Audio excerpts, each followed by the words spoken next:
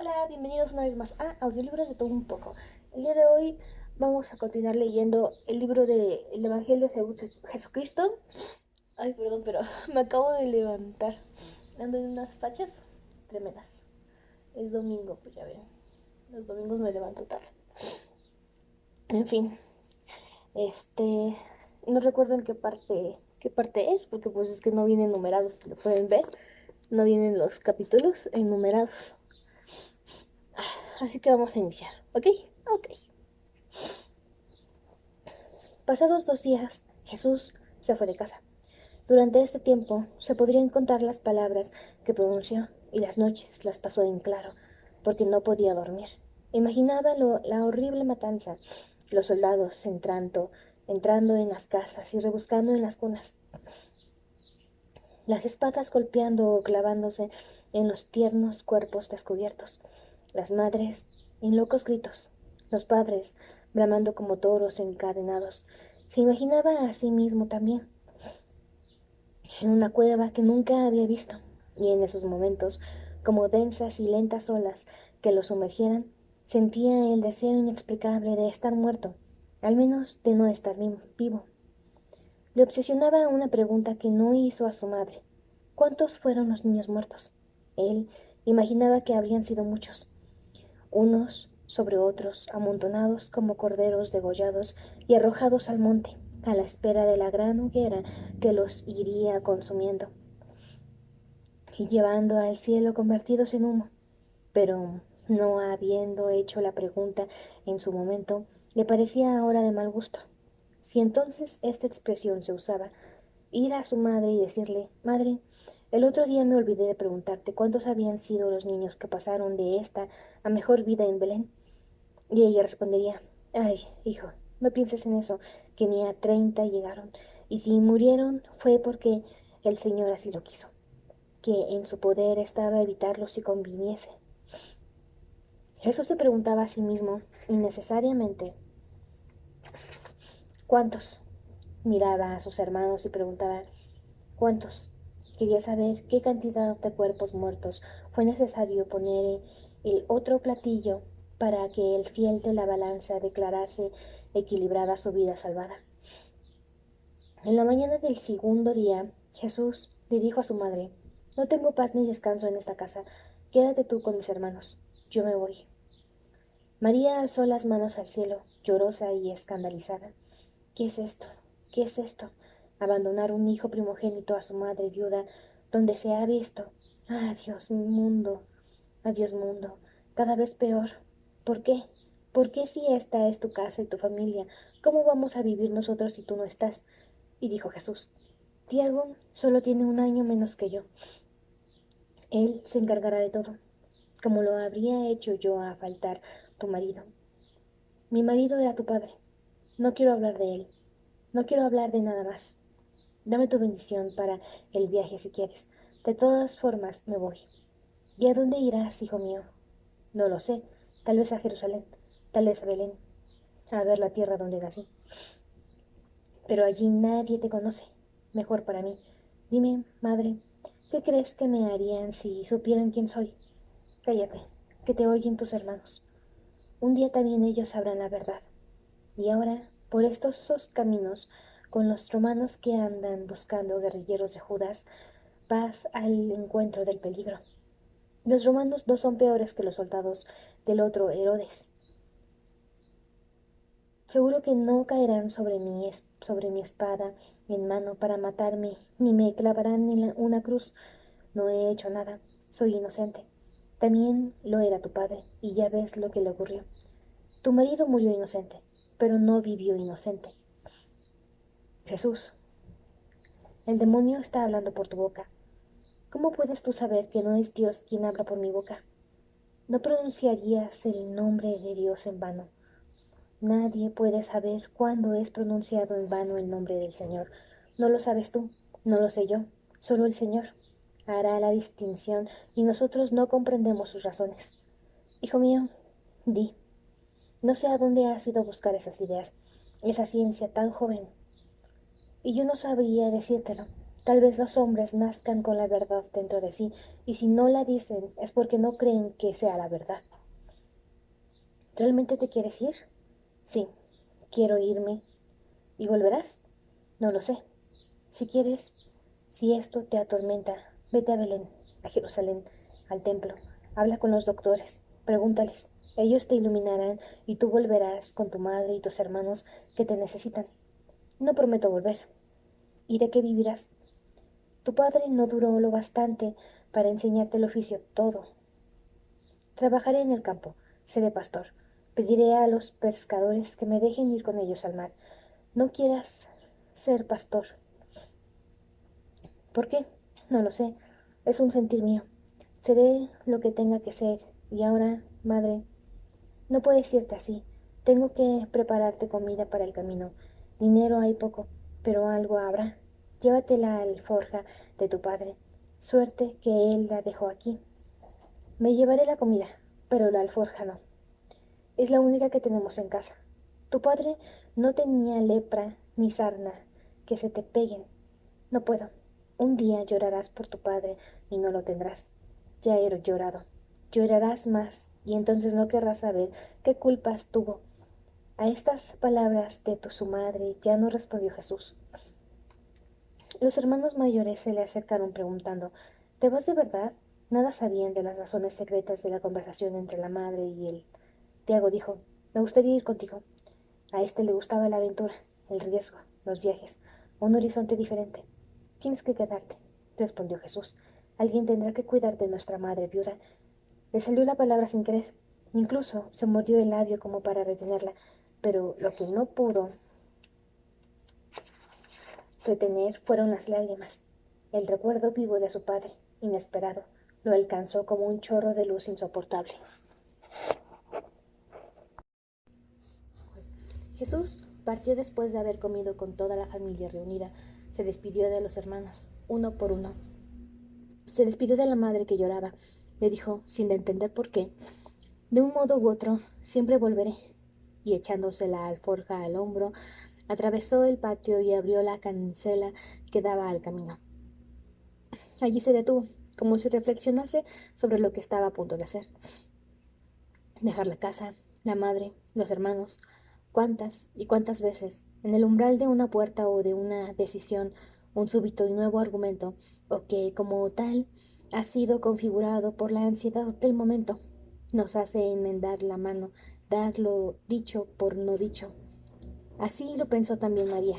Ya una jubilosa sorpresa empezaba a reflejarse en su cara, pero fue sol de poca duración, porque el hijo, antes de volverse atrás, posó la alforja en el suelo, al cabo de una larga pausa durante la cual pareció debatir en su intimidad un problema de solución difícil.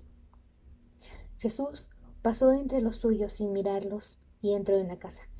Cuando volvió a salir, instantes después, llevaba en la mano las sandalias del padre. Callado, manteniendo los ojos bajos, como si el pudor o una oculta vergüenza no le dejasen enfrentarse con otra mirada, metió las sandalias en la alforja y, sin más palabras o gestos, salió. María corrió hacia la puerta.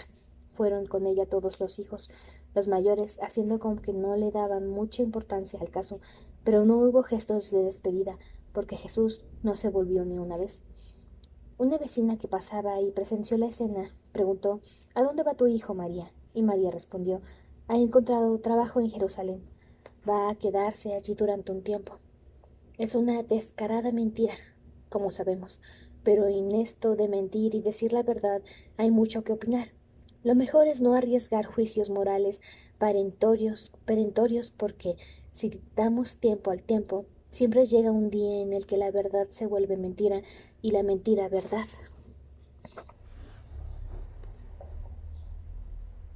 Aquella noche, cuando todos en la casa estaban durmiendo, menos María, que pensaba en cómo y dónde estaría aquella hora su hijo, si a salvo en un caravasar, si a cubierto de un árbol, si entre las piedras de un berrocal tenebroso, si en poder de los romanos, que no lo permita el Señor.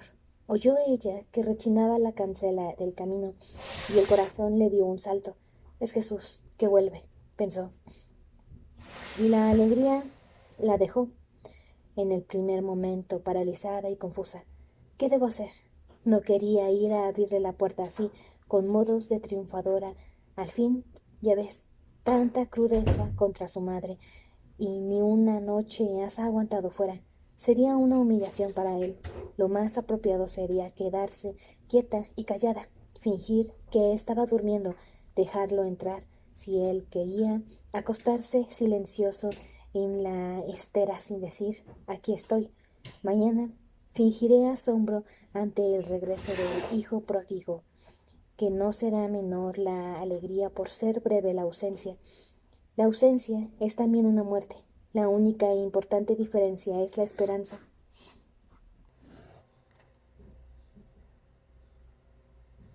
Pero él tarda tanto en llegar a la puerta. Quién sabe si en los últimos pasos se detuvo y vaciló. Este pensamiento no puede María soportarlo. Allí está la grieta de la puerta, desde donde podrá mirar sin ser vista. Tendrá tiempo de volver a la estera si el hijo se decide a entrar. Estará a tiempo de correr a detenerlo si se arrepiente y vuelve atrás.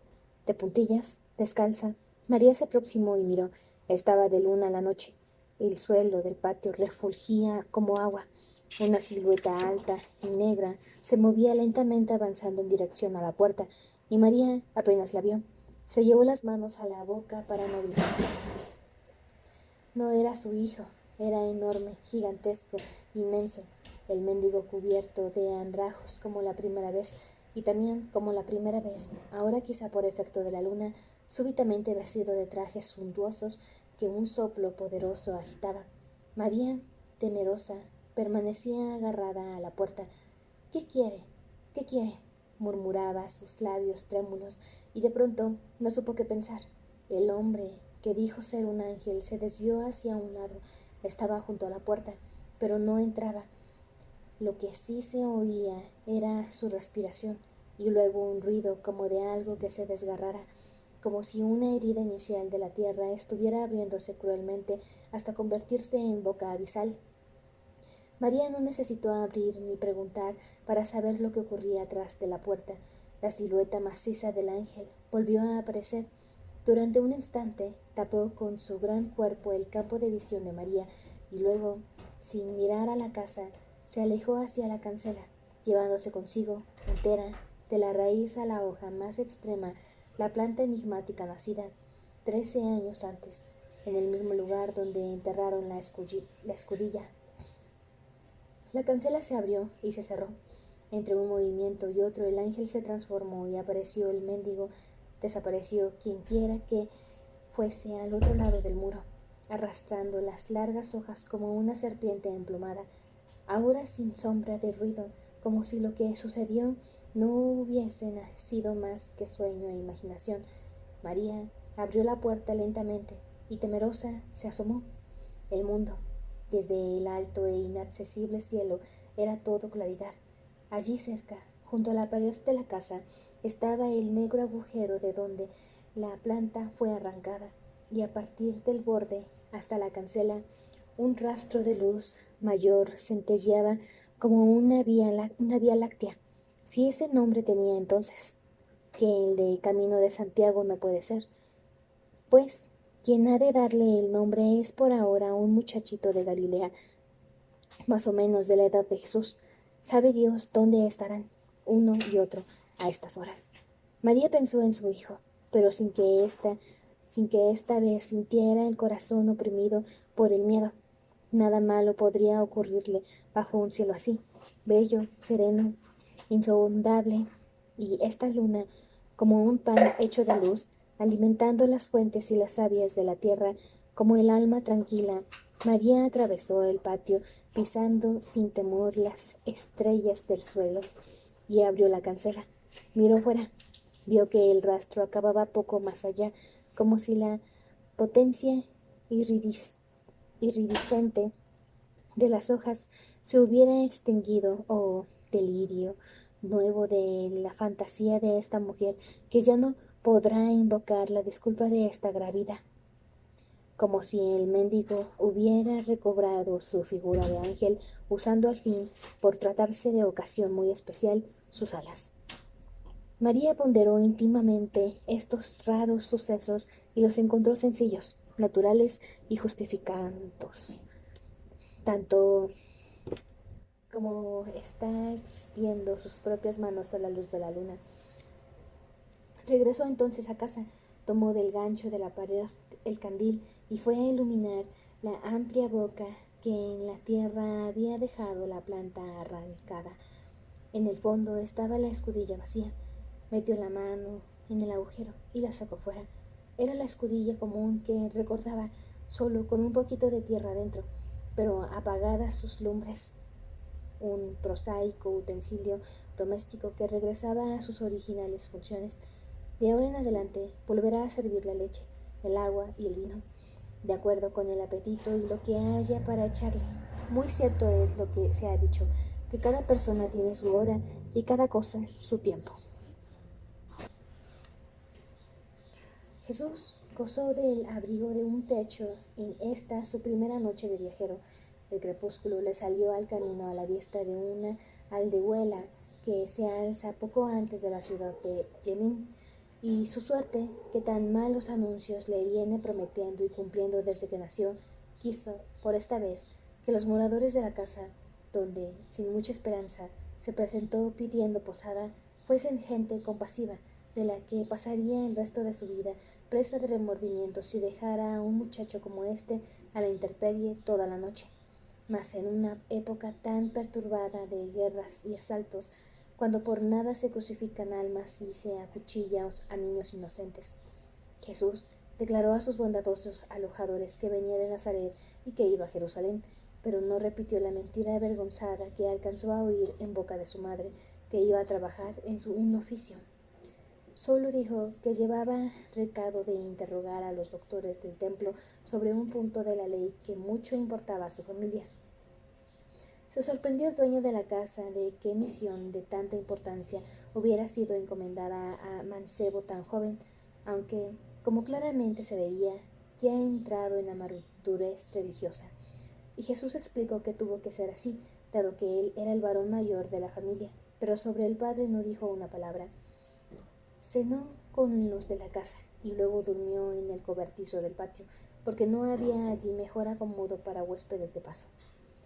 Mediada la noche, el sueño volvió a acometerlo, pero con una diferencia del que venía soñando, y era que el padre y los soldados no se aproximaban tanto.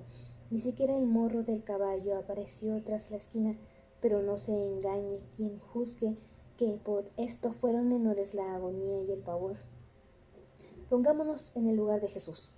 Soñar con nuestro propio Padre, aquel que nos dio el ser, viene ahí con la espada desenvainada para matarnos. Nadie en la casa se enteró de la pasión que a pocos pasos se representaba. Jesús, incluso durmiendo, había aprendido a dominar el miedo. La conciencia acosada le ponía, como último recurso, la mano en la boca, y los gritos vibraban terriblemente, pero en silencio, solo en el interior de su cabeza. A la mañana siguiente, Jesús compartió la primera comida del día, agradeciendo y alabando luego a sus bienhechores con una compostura tan seria y palabras tan apropiadas que toda la familia, sin excepción, se sintió por unos momentos como participando de la inefable paz del Señor. Aunque no pasaban ellos de ser unos desconsiderados samaritanos. Se despidió Jesús y partió, llevando en sus oídos la última oración pronunciada por el dueño de la casa. Fue esta: bendito seas tú, Señor nuestro Dios, Rey del universo, que diriges los pasos del hombre, a lo que respondió él, rezando a aquel mismo Señor. Señor Dios y Rey, que provee todas las necesidades, demostración que la experiencia de la vida viene haciendo todos los días persuasivamente, conforme a la justísima regla de la proporción directa, que manda dar más a quien más tiene. Lo que faltaba del camino para llegar a Jerusalén no fue tan fácil. En primer lugar,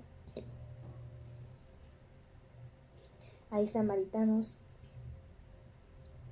y samaritanas, lo que quiere decir que ya en este tiempo no bastaba una golondrina para hacer primavera y que, cuando menos, Se precisan dos.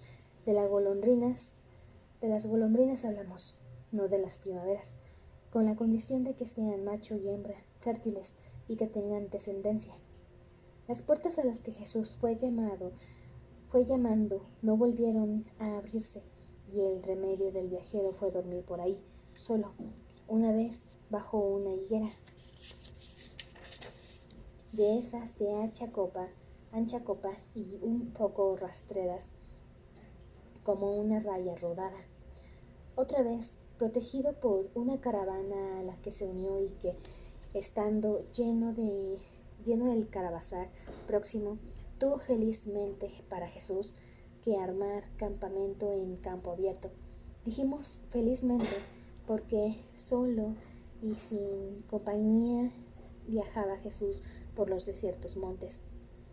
El pobre joven fue asaltado por dos maleantes, cobardes y sin perdón, que le robaron el poco dinero que tenía, siendo esta la causa de que no pudiera acogerse Jesús a albergues y hospedajes que, según las leyes de un sano comercio, no dan techo, ni pago, ni albergue sin dinero. Lástima fue que allí no hubiera alguien para apiadarse, para mirar el desamparo del pobrecillo cuando los ladrones se fueron, para colmo riéndose de él, con todo aquel cielo encima y las montañas rodeándolo, el infinito universo desprovisto de significación moral, poblado de estrellas, ladrones y crucificadores.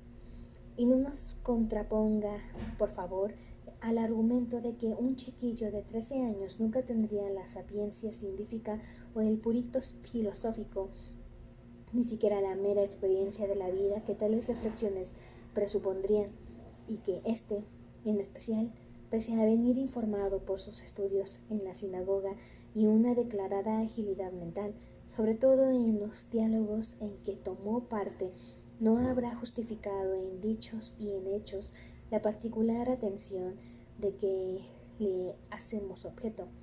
Hijos de carpinteros no faltan en estas tierras, tampoco faltan hijos de crucificados, pero suponiendo que otro de ellos hubiera sido elegido, no dudemos que, quien quiera que fuese, tanta abundancia de materias aprovechables nos hubiera dado ese como éste nos está dando.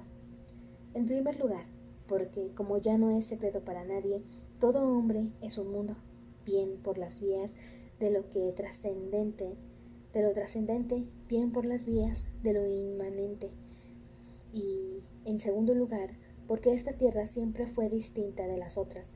Basta ver la cantidad de gente de alta, media o baja condición que por aquí anduvo predicando o profetizando, empezando por Isaías y acabando por Malaquías.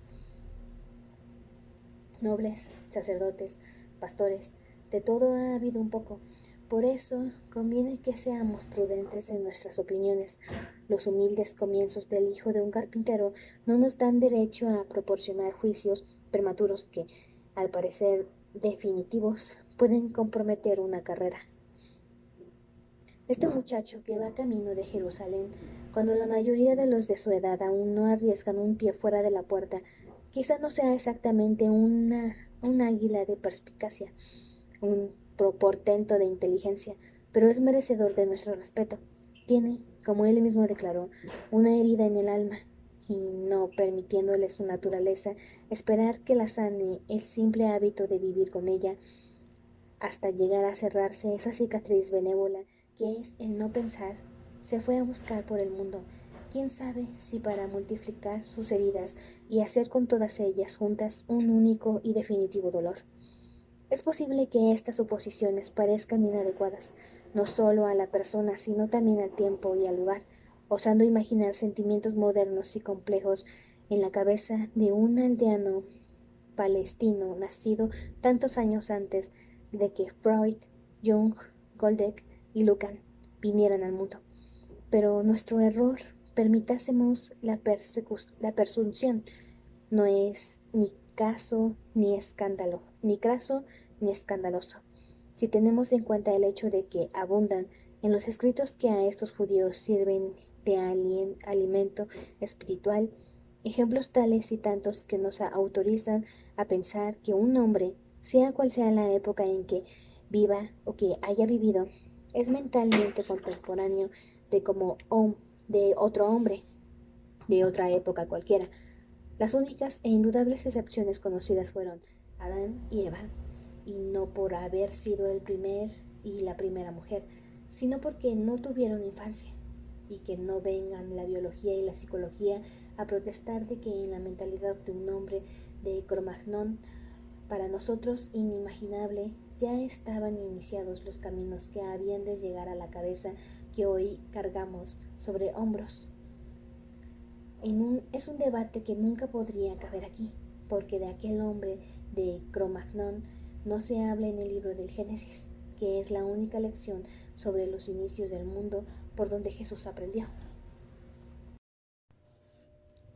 Distraídos por estas reflexiones, no del todo desdeñables, en relación a las esencialidades del Evangelio que venimos explicando, nos olvidamos de acompañar, como sería nuestro deber, lo que aún falta del viaje del hijo de José a Jerusalén, a cuya vista ahora mismo acaba de llegar, sin dinero, pero a salvo, con los pies castigados por la larga jornada, pero tan firme de corazón como cuando salió por la puerta de su casa hace 3 días.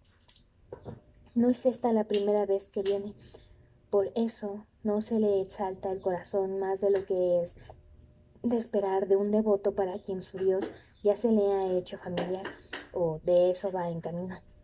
Desde este monte, llamado Getsemaní, que es lo mismo que decir de los olivos, se ve, desdoblado magníficamente, el discurso arquitectónico de Jerusalén, templo, torres, palacios, casas de vivir, y tan próxima parece estar la ciudad de nosotros que tenemos la impresión de poder alcanzarla con los dedos, a condición de haber subido la fiebre mística tan alto que el creyente y padeciente de ella acabe por confundir las flacas fuerzas de su cuerpo con la potencia inagotable del Espíritu Universal.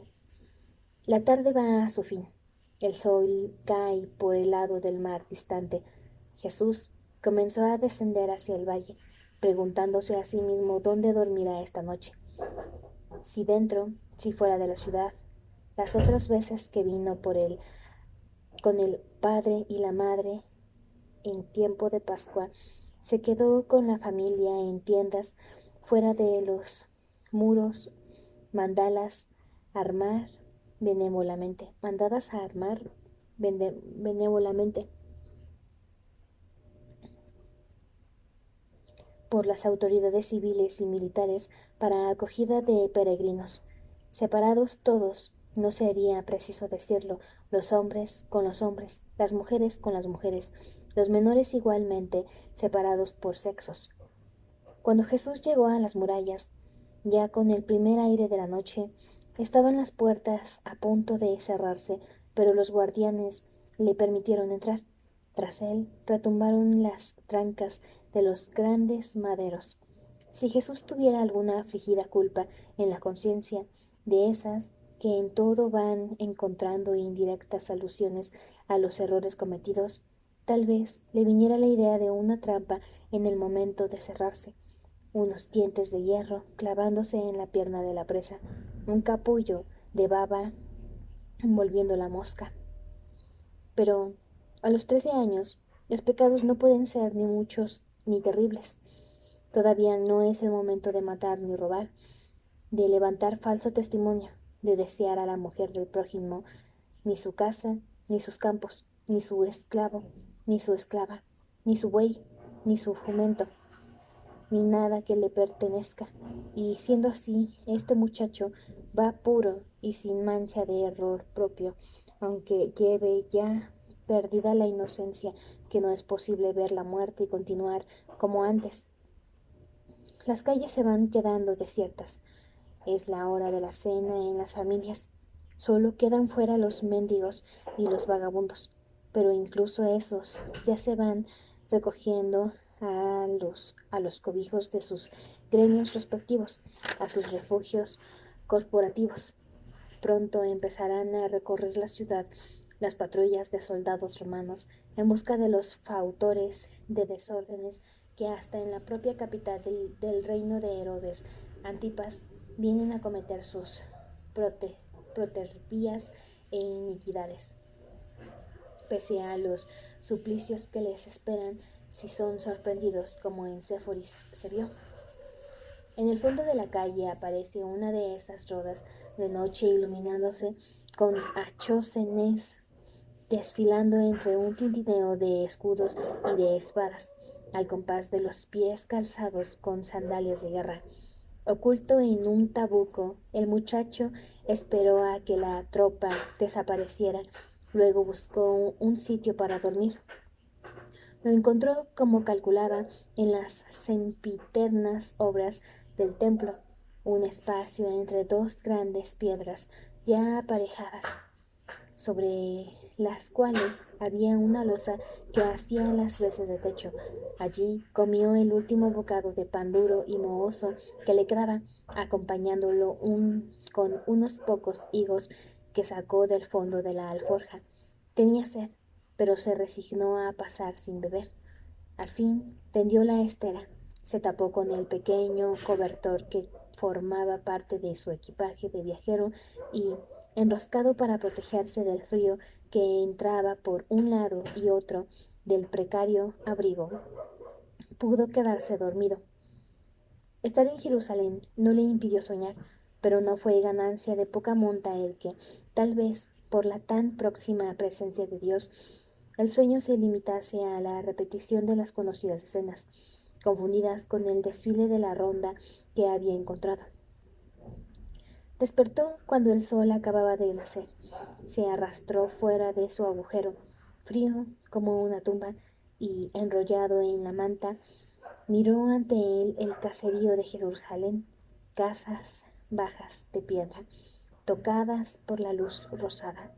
Entonces, con una solemnidad mayor por ser pronunciadas por boca del chiquillo que todavía es, dijo su oración: Gracias te doy, Señor, nuestro Dios, Rey del universo, que por el poder de tu misericordia así me has restituido, viva y constante, mi alma. Ciertos momentos hay en la vida que deberían quedar fijados, protegidos del tiempo, no solo consignados. Por ejemplo, en este evangelio, o en pintura, o modernamente en foto, cine y video. Lo que realmente interesaba era que el propio del que los vivió o hizo vivir pudiese permanecer para siempre jamás a la vista de sus venideros, como sería en este día de hoy que fuéramos hasta Jerusalén para ver con nuestros ojos visto a este muchachito, Jesús, hijo de José, enrollado en la corta manta del pobre, mirando las casas de Jerusalén y dando gracias al Señor por no haber perdido el alma aún esta vez.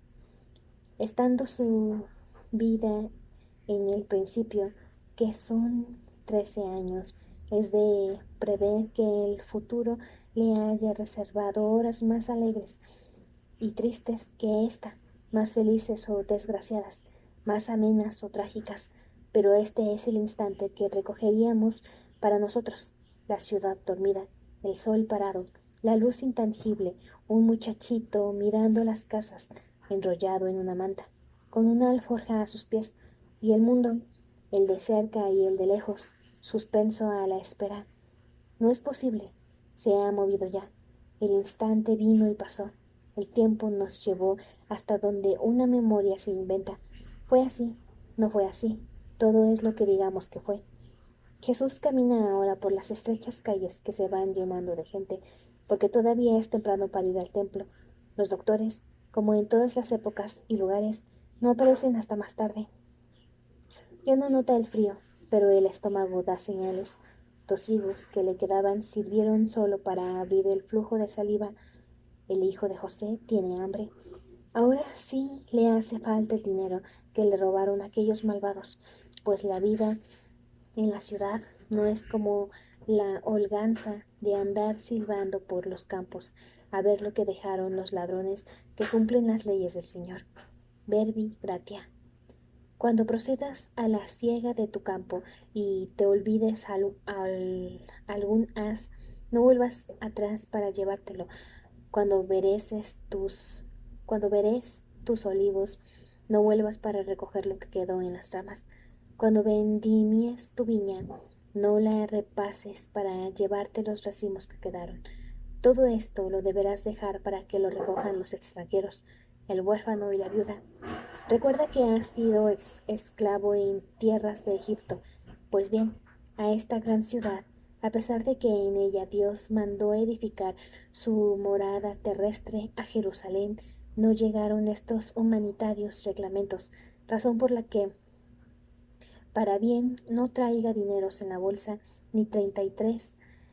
El, el remedio será siempre pedir, con el riesgo probable de verse rechazado por importuno o robar, con el ciertísimo peligro de acabar sufriendo castigo de flagelación y cárcel, sino punición peor.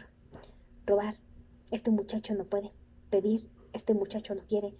Va posando los ojos aguados en las pilas de panes, en las pirámides de frutas, en los alimentos cocinados expuestos en tenderetes a lo largo de las calles, y a punto está de desmayarse, como si todas las insuficiencias nutritivas de estos 3 días, descontando la mesa del samaritano, se hubieran reunido en esta hora dolorosa. Verdad es que su destino está en el templo, pero el cuerpo, aunque defiendan lo contrario los partidarios del ayuno místico, recibirá mejor la palabra de Dios si el alimento ha fortalecido en él las facultades del entendimiento. Tuvo suerte. Un fariseo que venía de paso dio con el desfallecido mozo, y de él se apiadó. El injusto futuro se encargará de difundir la pésima reputación de esta gente, pero en el fondo eran buenas personas, como se probó en este caso. ¿Quién eres?, le preguntó. Y Jesús respondió: Soy de Nazaret, de Galilea. ¿Tienes hambre? El muchacho bajó los ojos. No necesitaba hablar, se le veía en la cara. ¿No tienes familia? Sí, pero he venido solo. ¿Te has escapado de casa? No, y realmente no se había escapado. Recordemos que la madre y los hermanos le despidieron con mucho amor a la puerta de la casa. El que no se hubiera vuelto ni una sola vez no era señal de que huyera. Así son nuestras palabras. Decir sí o un no es, de todo, lo más simple y en principio lo más convincente, pero la pura verdad mandaría que empezase dando una respuesta así medio dubitativa. Bueno, huir, huir. Lo que se llama huir, no he huido, pero y en este punto tendríamos que volver a oír toda la historia. Lo que, tranquilicémonos, no sucederá. En primer lugar, porque el fariseo, no teniendo que volver a aparecer, no necesita conocerla. En segundo lugar, porque nosotros la conocemos mejor que nadie. Basta pensar en lo poco que saben unas de otras las personas más importantes de este evangelio.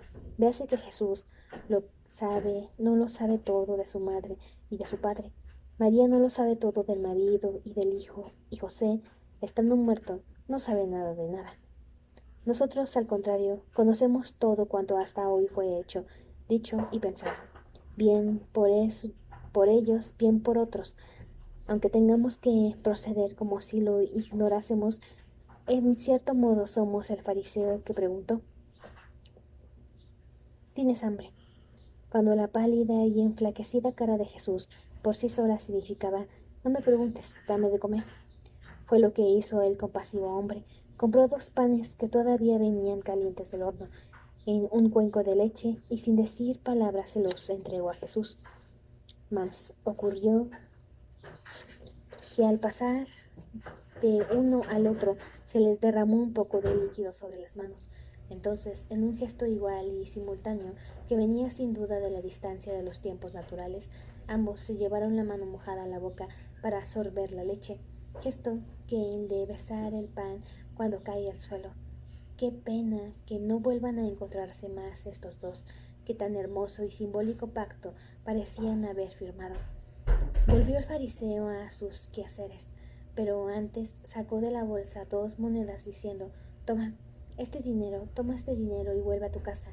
El mundo es aún demasiado grande para ti. El hijo del carpintero sostenía en las manos el cuenco y el pan. De pronto había dejado de tener hambre, o lo tenía, pero no lo sentía. Miraba al fariseo que se alejaba y solo entonces dio las gracias, pero en voz tan baja que el otro no podría haberle oído. Si fuera hombre que esperase gratitud, pensaría que hizo el bien a un muchacho ingrato y sin educación. Allí mismo, en medio de la calle, Jesús, cuyo apetito regresó de un salto, comió su pan y bebió su leche, y luego fue a entregar el cuenco vacío al vendedor, que le dijo: «Está pagado, quédate con él». ¿Es costumbre en Jerusalén comprar la leche con el cuenco? No, pero este fariseo lo ha querido así. Nunca se sabe lo que un fariseo tiene en la cabeza. Entonces puedo llevármelo. Te lo he dicho ya, está pagado. Jesús envolvió el cuenco en la manta y lo metió en la alforja, mientras pensaba que tenía que tener cuidado en adelante, que estos barros son frágiles, quebradizos. No pasan de ser un poco de tierra a la que la suerte ha dado precaria conciencia, como el hombre en definitiva. Alimentado el cuerpo, despierto el espíritu, Jesús orientó sus pasos hacia el templo.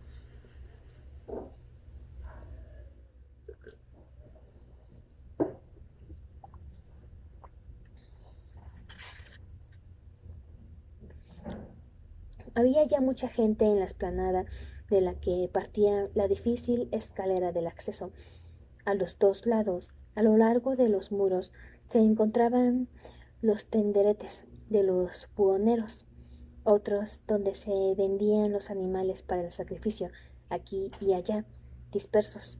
Los cambistas con sus bancas, grupos que conversaban gesticulantes, mercaderes, guardias romanos a pie y a caballo vigilando, literas a hombros de esclavos, y también los dromedarios, los asnos aplastados por la carga.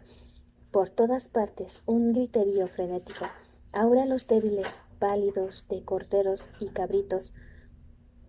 Algunos iban transportados en brazos o en la espalda, como niños cansados, otros arrastrados por una cuerda atada al cuello, pero todos camino de la muerte a cuchilladas y de la consumición por el fuego. Jesús pasó por el baño de purificación, subió luego la escalinata y, sin detenerse, atravesó el atrio de los gentiles. Entró en el patio de las mujeres por la puerta entre la sala de los óleos y la sala de los nazarenos, y encontró lo que venía buscando: los ancianos y los escribas, que según la antigua costumbre disertaban allí sobre la ley, respondían a cuestiones y daban consejos. Había algunos grupos. El muchacho se acercó al menos numeroso, en el preciso momento en que un hombre levantaba la mano para hacer una pregunta. El escriba asintió con una señal, y el hombre dijo: «Explícame, te lo ruego, si debemos entender palabra por palabra, sentido por sentido, tal como está escrito, las leyes que el Señor dio a Moisés en el monte Sinaí, cuando prometió hacer reinar la paz en nuestra tierra, y que nadie perturbaría nuestro sueño, cuando anunció que haría desaparecer de entre nosotros a los animales nocivos, y que la espada no pasaría por nuestra tierra, y también que persiguiendo nosotros a nuestros enemigos, caerían ellos bajo nuestra espada. 5 de los vuestros perseguirán a un centenar, y 100 de los vuestros perseguirán a 10.000, dijo el Señor, y vuestros enemigos caerán bajo vuestra espada». El escriba miró con expresión desconfiada a quien preguntaba, pensando si sería un entrometido rebelde, enviado por Judas de Galilea para alborotar los espíritus con malévolas insinuaciones sobre la pasividad del templo ante el poder de Roma, y respondió, brusco y breve: «Esas palabras las dijo el Señor cuando nuestros padres estaban en el desierto y eran perseguidos por los egipcios». El hombre volvió a levantar la mano. señal de otra pregunta. Debo entender que las palabras pronunciadas por el Señor en el monte Sinaí solo valían para aquellos tiempos, cuando nuestros padres buscaban la tierra de promisión. Sí, así lo has entendido. No eres un buen israelita. La palabra del Señor vale y valdrá para todos los tiempos, pasados y futuros. La palabra del Señor estaba en la mente del Señor desde antes de que hablase, y en ella continúa después de haber callado. Fuiste tú quien dijo lo que a mí me prohíbes pensar. ¿Qué piensas tú? Que el Señor consiente que nuestras espadas no se levanten contra la fuerza que nos está oprimiendo, que 100 de los nuestros no se atreven contra 5 de ellos, que 10.000 judíos tienen que encogerse ante 100 romanos. Estás en el templo del Señor y no es un campo de batalla.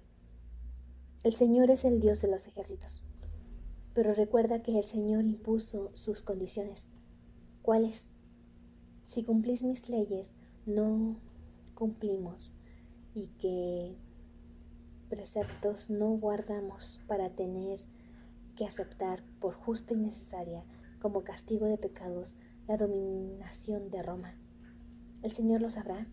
Sí, el Señor lo sabrá. ¿Cuántas veces el hombre peca sin saberlo? Pero explícame por qué se sirve el Señor del poder de Roma para castigarnos, en vez de hacerlo directamente, cara a cara, con aquellos a quienes eligió para formar su pueblo. El Señor conoce sus fines. El Señor elige sus medios. ¿Quieres decir, entonces, que es voluntad del Señor que los romanos manden en Israel? Sí. Si es como dices, tendremos que concluir con los rebeldes que andan luchando contra los romanos. Están también luchando contra el Señor y su voluntad.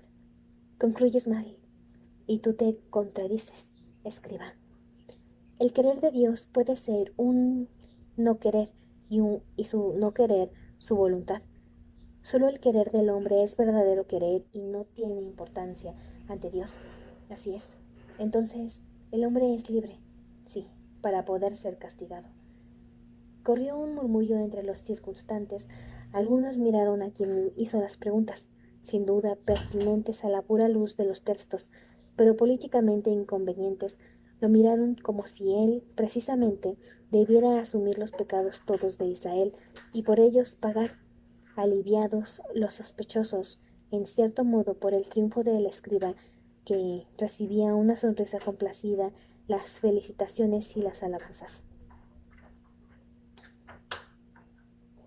Seguro de sí, el maestro miró a su alrededor, solicitó otra interpelación, como el gladiador que, habiéndole correspondido en suerte una adversión de poca monta, reclama otro mayor porte y que le dé mayor gloria. Otro hombre levantó la mano. Otra pregunta se presentaba. El Señor habló a Moisés y le dijo: El extranjero que reside con vosotros será tratado como uno de vuestros compatriotas, y lo amarás como a ti mismo, porque también vosotros fuisteis extranjeros en tierras de Egipto. Eso dijo el Señor a Moisés. No acabó porque el escriba, animado por su primera victoria, lo interrumpió con ironía. Supongo que no es tu idea preguntarme por qué no tratamos nosotros a los romanos como compatriotas, dado que son extranjeros. Te lo preguntaría si los romanos no tratasen a nosotros, nos tratasen a nosotros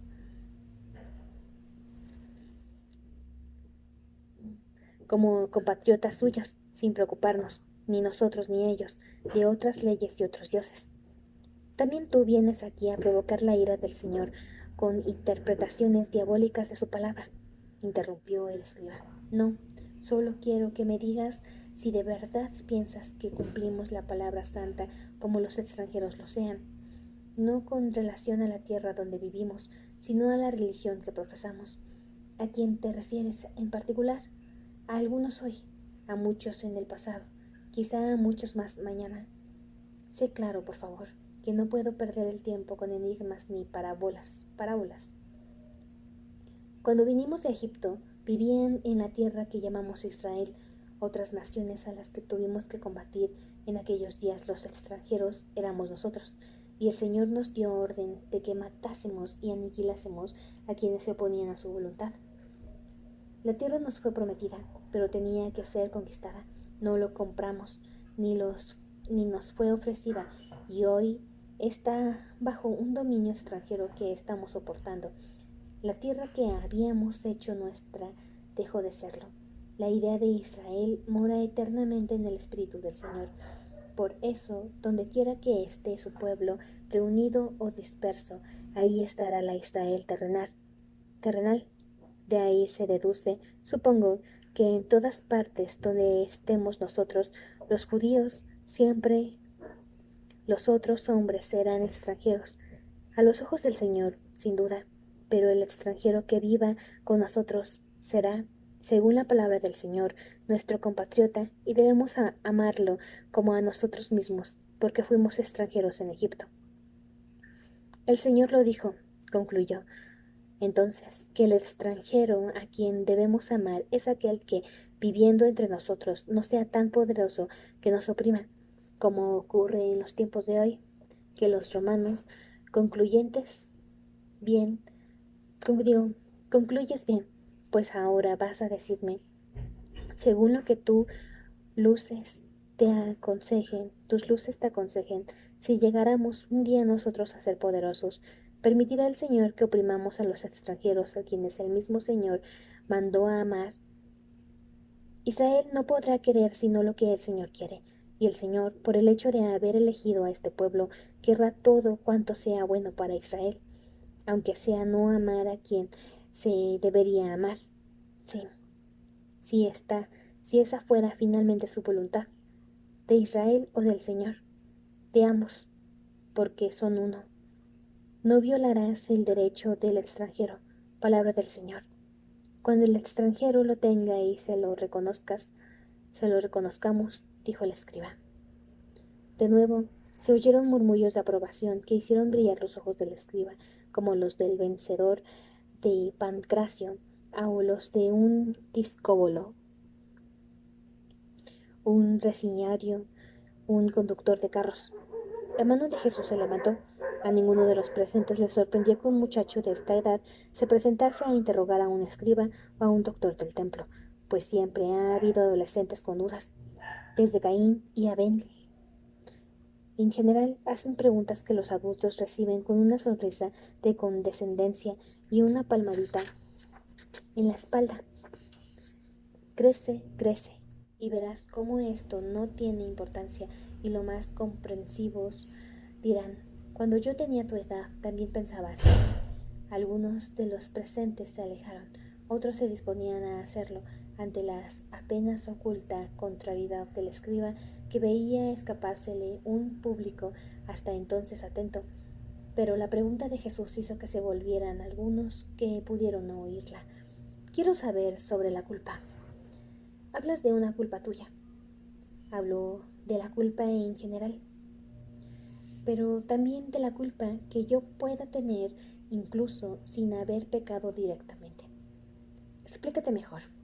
Dijo el Señor que los padres no morirán por los hijos, ni los hijos por los padres, y que cada uno será condenado a la muerte por su propio delito.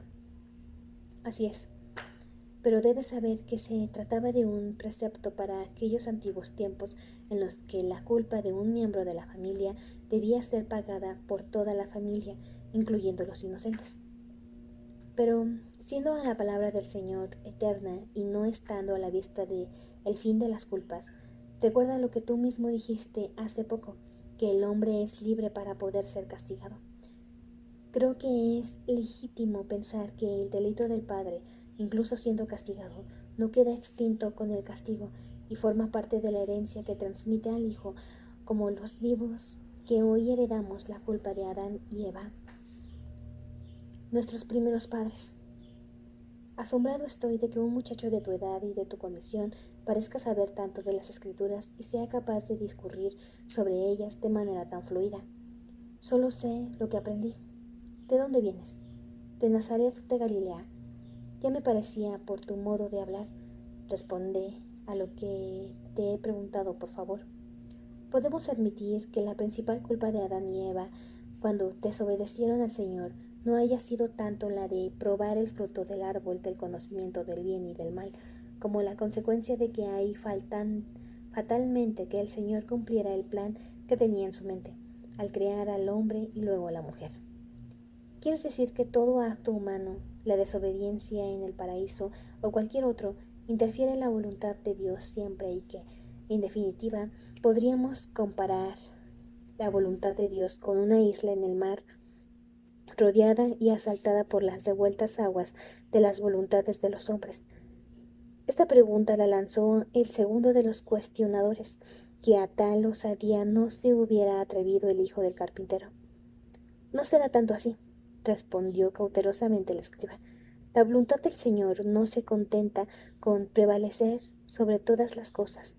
Ella hace que todo sea lo que es, pero tú mismo has dicho que la desobediencia de Adán es la causa de que no conozcamos el proyecto que Dios había concebido para él. Así es, según la razón. Pero en la voluntad de Dios, creador y regidor del universo, están contenidas todas las voluntades posibles, la suya, pero también las de todos los hombres nacidos y por nacer. Si fuera como dices, intervino Jesús, súbitamente iluminado, cada uno de los hombres sería una parte de Dios. Probablemente, pero la parte representada por todos los hombres juntos sería como un grano de arena en el desierto infinito que Dios es. El hombre presuntuoso que hasta entonces había sido el escriba desapareció. Está sentado en el suelo, como antes. A su alrededor los asistentes lo miran con tanto respeto como temor, como quien está ante un mago que involuntariamente hubiera convocado y hecho aparecer fuerzas de las que, a partir de este momento, solo podría ser súbito. Decaídos los hombros, tenso el rostro, las manos abandonadas sobre las rodillas, todo su cuerpo parecía pedir que le dejaran entregado a su angustia. Los circunstantes empezaron a levantarse. Algunos se dirigieron hacia el atrio de los israelitas, otros se acercaban a los grupos donde proseguían los debates. Jesús dijo: «No has respondido a mi pregunta». El escriba enderezó lentamente la cabeza, lo miró con la expresión de quien acabara de salir de un sueño y, tras un largo, casi insoportable silencio, dijo: «La culpa es un lobo que se come al hijo después de haber devorado al padre. Este lobo de que hablas ya se comió a mi padre. Entonces solo falta que te devore a ti. ¿Y tú, en tu vida, fuiste comido o devorado? No solo comido y devorado, sino también vomitado».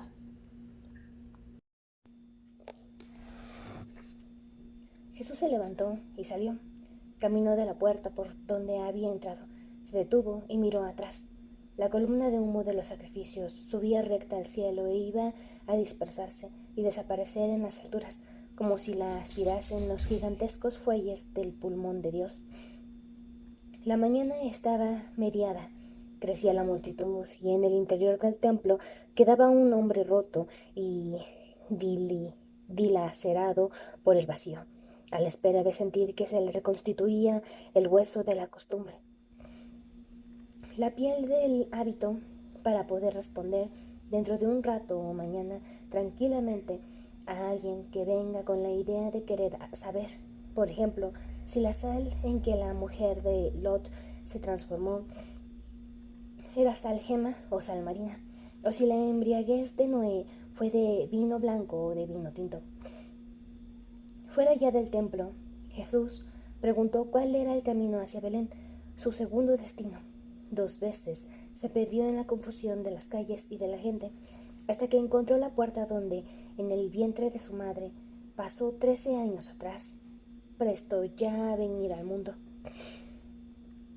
No se suponga, sin embargo, que Jesús piensa este pensamiento. Bien sabido es que las evidencias de la obviedad cortan las alas al pájaro inquieto de la imaginación. Un ejemplo daremos y basta.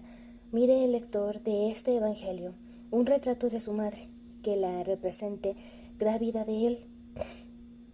y digamos si es capaz de imaginarse dentro. Baja Jesús en dirección a Belén.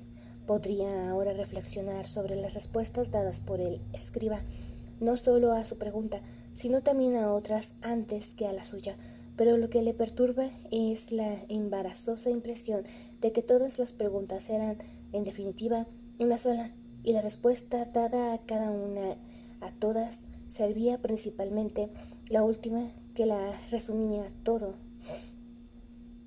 El hambre eterna del lobo de la culpa, que eternamente come, devora y vomita.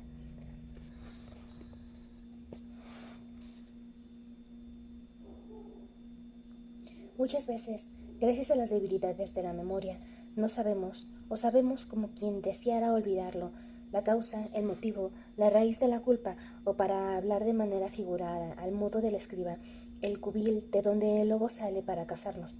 Jesús lo sabe y hacia allí camina. No tiene la menor idea de lo que hará, pero haber venido es como ir avisando a un lado y otro del camino. Aquí estoy, a la espera de que alguien salga en un recodo. ¿Qué quieres? Castigo, perdón, olvido. Como el padre y la madre hicieron en su tiempo, se detuvo ante la tumba de Raquel para orar. Luego, sintiendo que se le aceleraban los latidos del corazón, siguió hacia adelante. Las primeras casas de Belén estaban a la vista. Esta era la entrada de la aldea por donde todas las noches irrumpían, en sueños, el padre asesino y los soldados de la compañía. En verdad, esto no parece sitio para aquellos horrores. No es solo el cielo el que lo niega. Este cielo, por donde pasan las nubes blancas y tranquilas, como benévolos gestos de Dios. La propia tierra parece dormir al sol. Tal vez sería mejor decir, dejemos las cosas como están. No removamos los huesos del pasado y antes de que una mujer con un niño en brazos aparezca en una de estas puertas preguntando ¿a quién buscas?, volverse atrás, borrar el rastro de los pasos que aquí nos trajeron y rogar que el movimiento perpetuo del sedazo del tiempo cubra con una rápida e insondable polvadera hasta la más tenue memoria de estos acontecimientos. Demasiado tarde. Hay un momento, rozando ya casi la telaraña, en que la mosca estaría a tiempo de escapar de la trampa, pero si la ha tocado ya, si el flujo viscoso rozó el ala en adelante, inútil. Cualquier movimiento servirá solo para que el insecto se enmalle más y se paralice, irremediablemente condenado, aunque la araña despreciase por insignificante esta pieza de casa. Para Jesús el momento ha pasado. En el centro de una plaza, donde en una esquina hay una higuera frondosa, se ve una pequeña construcción cúbica que no necesita ser mirada por segunda vez para saber que es un túmulo. Se aproximó Jesús, le dio una vagarosa vuelta y se detuvo a leer las inscripciones medio borradas que había en uno de sus lados. Y hecho esto, comprendió que acababa de encontrar lo que buscaba. Una mujer que atravesaba la plaza, llevando de la mano a un niño de 5 años, se detuvo, miró con curiosidad al forastero y preguntó, ¿de dónde vienes? Y como si creyera necesario justificar la pregunta, no eres de aquí, soy de Nazaret de Galilea. ¿Tienes familiares en estos lugares? No, vine a Jerusalén y como estaba cerca decidí ver Belén. ¿Estás de paso? Sí, vuelvo a Jerusalén en cuanto empiece a refrescar la tarde. La mujer levantó al niño, lo sentó en el brazo izquierdo, diciendo, que el Señor quede contigo, e hizo un movimiento para retirarse, pero Jesús la retuvo preguntando, ¿este túmulo de quién es? La mujer apretó al niño contra el pecho, como si quisiera protegerlo de una amenaza, y respondió, son 25 niños que fueron muertos hace muchos años. ¿Cuántos? 25, ya te lo he dicho. Hablo de los años. Ah, unos 14. Son muchos. Deben de serlo. Calculo que más o menos los que tú tienes. Así es, pero yo estoy hablando de los niños. Ah, uno de ellos era hermano mío. ¿Un hermano tuyo está ahí dentro? Sí. ¿Y ese que llevas en brazos es tu hijo? Es mi primogénito. ¿Por qué fueron muertos los niños? No se sabe.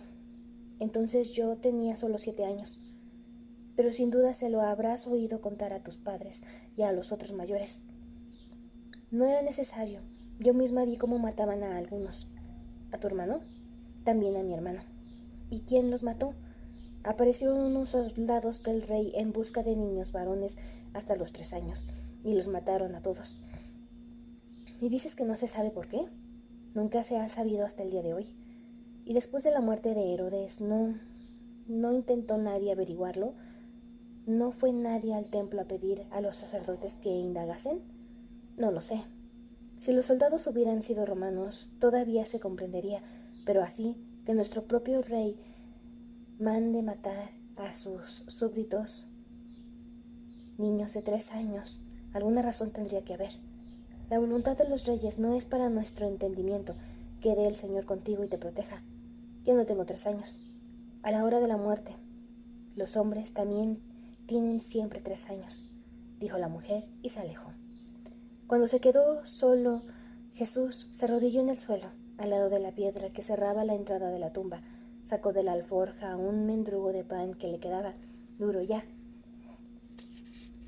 Deshizo el trozo entre las palmas de las manos y lo desmigó luego junto a la puerta, como una ofrenda a las invisibles bocas de los inocentes.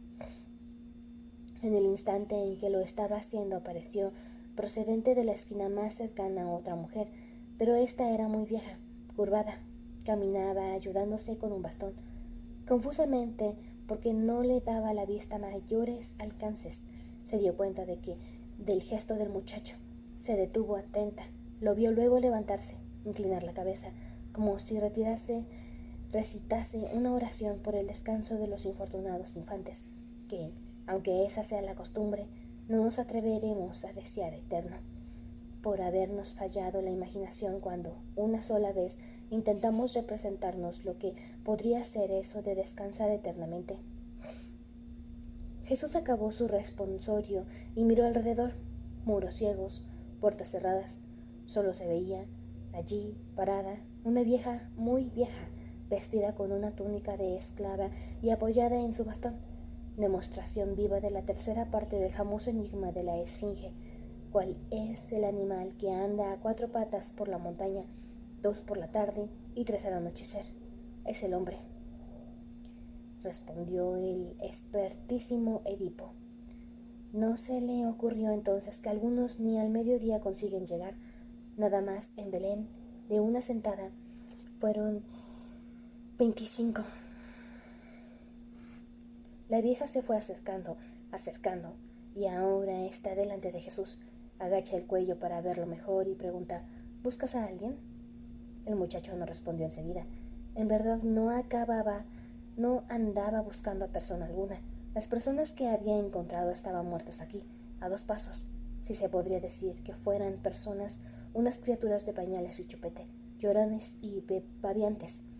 De pronto la muerte llegó y los convirtió en gigantescas presencias que no caben en nichos ni osarios. Y todas las noches, si hay justicia, salen al mundo mostrando las heridas mortales, las puertas por donde se les fue la vida, abiertas a tajos de espada. No, dijo Jesús, no busco a nadie. La vieja no se retiró. Parecía esperar a que él continuase, y esa actitud sacó de la boca de Jesús palabras que no había pensado decir. Nací en esta aldea, en una cueva. Me gustaría ver el sitio. La vieja retrocedió un difícil paso, afirmó la mirada cuando pudo, y temblándole la voz preguntó: ¿Tú, cómo te llamas? ¿De dónde vienes? ¿Quiénes son tus padres? A una esclava solo responde quien quiera hacerlo, pero el prestigio de la última edad, incluso siendo de inferior condición, tiene mucha fuerza. A los viejos, a todos, se les debe responder siempre, porque siendo ya tan poco el tiempo que tienen para hacer preguntas, extrema crueldad sería dejarlos privados de respuesta. Recordemos que una de ellas bien pudiera ser la que esperaban. Me llamo Jesús. Vengo de Nazaret de Galilea, dijo el muchacho, que no anda diciendo otra cosa desde que salió de casa. La vieja avanzó el paso que había retrocedido. ¿Y tus padres? ¿Cómo se llaman? Mi padre se llamaba José, mi madre es María. ¿Cuántos años tienes? Voy por los 14. La mujer miró a su alrededor como si buscara dónde sentarse, pero una plaza de Belén de Judea no es lo mismo que el jardín de San Pedro de Alcántara, con bancos y vista apacible al castillo. Aquí nos sentamos en el polvo del suelo o, en el mejor de los casos, en el umbral de las puertas, o si hay una tumba en la piedra que se deja al lado de la entrada para el reposo y desahogo de los vivos que vienen a llorar a sus seres queridos, o incluso, quién sabe, de los fantasmas que salen de sus tumbas para llorar las lágrimas que sobraron de la vida, como en el caso de Raquel. Aquí tan cerca, en verdad, está escrito. Es Raquel quien llora a sus hijos y no quiere ser consolada porque ya no existen. No es preciso tener la astucia de Edipo para ver que el sitio coincide con la situación y el llanto con la causa. La vieja se sentó trabajosamente en la piedra. El muchacho hizo un gesto para ayudarla, pero no llegó a tiempo. Los gestos, no totalmente sinceros, llegan siempre con retraso.